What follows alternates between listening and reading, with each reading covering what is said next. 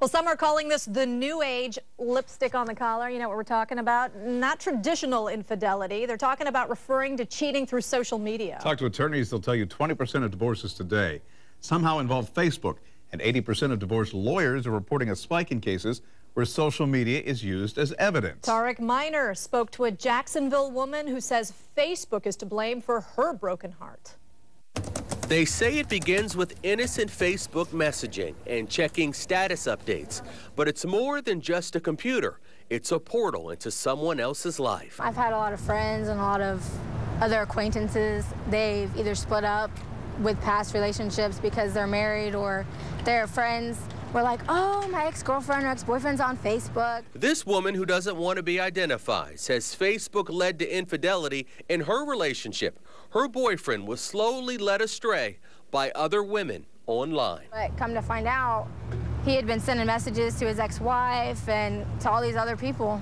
On Facebook? On Facebook. In fact, a recent poll reveals 20% of divorces involve Facebook, and 80% of lawyers report a spike in cases where they're using Facebook for evidence. It gives me an opportunity to find things that the other side may not necessarily tell me up front.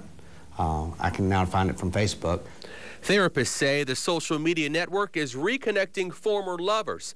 Even celebrities are not immune.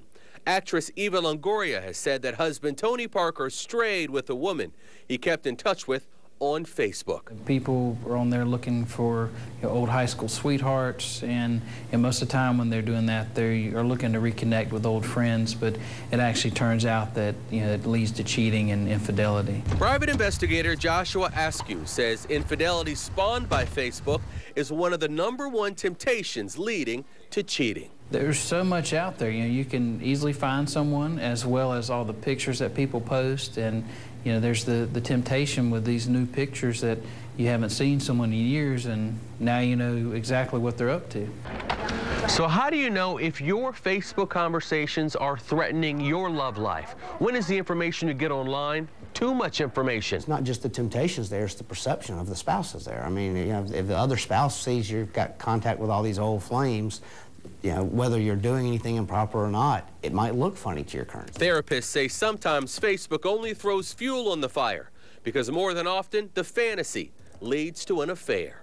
The experts also suggest that if you're in a relationship, it's a good idea to share Facebook passwords. That way, there is no secret dialogue. I'm Tarek Miner, Channel 4, the local station. Thank you, Tarek. And counselors say you could be setting yourself up for trouble in your relationship based on what you do on Facebook. For example, are you friending your exes? Do you find you can't discuss your Facebook friends with your spouse? Has your Facebook activity led to phone calls or in-person meetings? And finally, are you arguing with your spouse over time that you've spent on Facebook? Experts say doing some or all of these things might invite temptation and in some situations might lead to infidelity.